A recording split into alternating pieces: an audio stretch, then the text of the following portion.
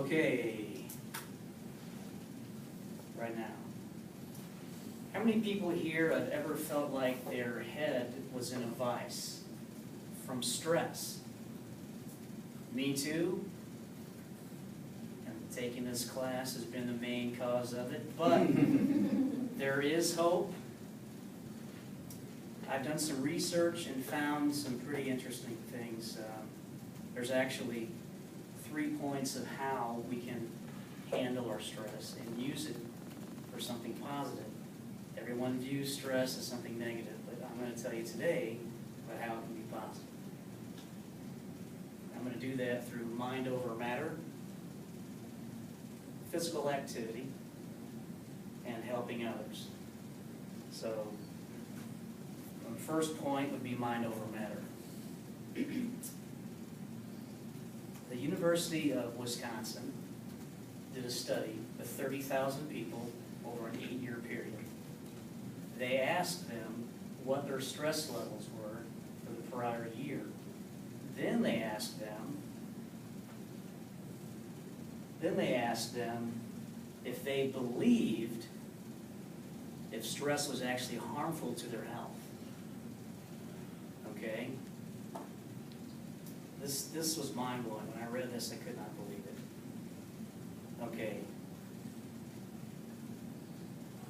There was a 43% increase in dying for those who believed that stress was harmful to their health. For those people with high stress levels that believed that stress was not harmful to their health, they had the lowest risk of dying. Even lower than the people with the least amount of stress. So mind over matter has been scientifically proven to work. It's truly incredible. I always believed it, but until you actually look at the study, it's just mind-blowing to me. So when you're stressed, tell yourself that your body is actually preparing itself to accomplish the task at hand. So instead of freaking out and saying, oh, I'm stressed out, I'm about to go crazy, turn it around, and you can mentally control your body by saying and appreciating what your body's actually doing. So your heart rate goes up, you're getting more oxygen to the brain, it's preparing you to do whatever it is you have to do. So that's a positive thing. So, you are what you think you are. So if you feel like you want to be a superhero, there's nothing stopping you. Okay. So from mind over matter, let's move on to physical activity. According to the Anxiety and Depression Association of America, physical activity releases endorphins. Like you can do whatever, it's primarily cardio, but when these endorphins are released, they actually relieve pain in your body. They raise self-esteem. They improve your sleep, and they also reduce stress. I mean, you can even do a 5-minute little cardio deal, just walking around the block, and it'll elevate your mood. It's really is, it's incredible. But my favorite activity is biking. Now, doesn't that guy look happy? I mean, that guy does not look like he's stressed at all. So my recommendation is, let's all get bikes, hit the Katy Trail, and de-stress. Okay, so now we've talked about physical activity. Let's move on to helping others. When we're stressed, our bodies actually release a hormone called oxytocin. Okay, and this is something I didn't fully realize either. But it actually causes us to crave physical contact with our friends and our families. So when we do that, we feel better. And our bodies know that. So whenever we're stressed, our bodies release oxytocin because it knows we're stressed and it needs relief.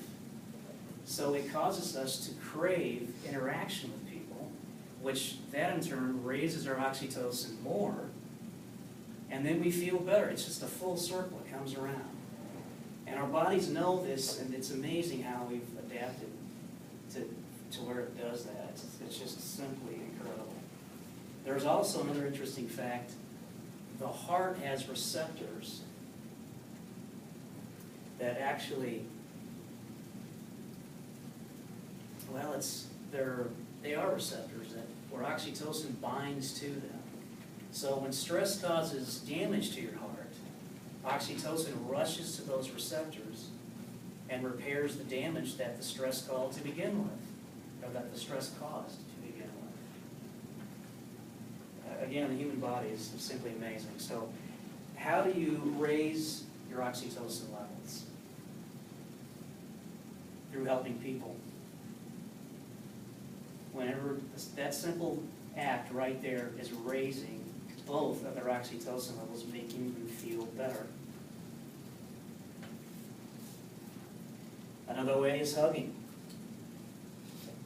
A person should have 8 hugs a day in order to make sure their oxytocin levels are at the right level and that they would feel better about themselves. I know this sounds crazy, but this has been studied. It's true. Okay, so let's see, we got another one here. You got a winning combination of doing both. You can get physical activity and raise your oxytocin levels by biking with someone that you like. But this one here is one of my favorites. Kissing. Kissing actually raises your oxytocin. Now, I don't recommend kissing a camel, but you guys get the point. Okay. So I hope that everyone has learned that stress is not the enemy, that it can actually help us in 3 ways: through mind over matter, physical activity, and helping others. So I will leave you guys with a quote from Emily P. Freeman, which says, "I can't prevent storms from coming, but I can decide not to invent them." Thank you.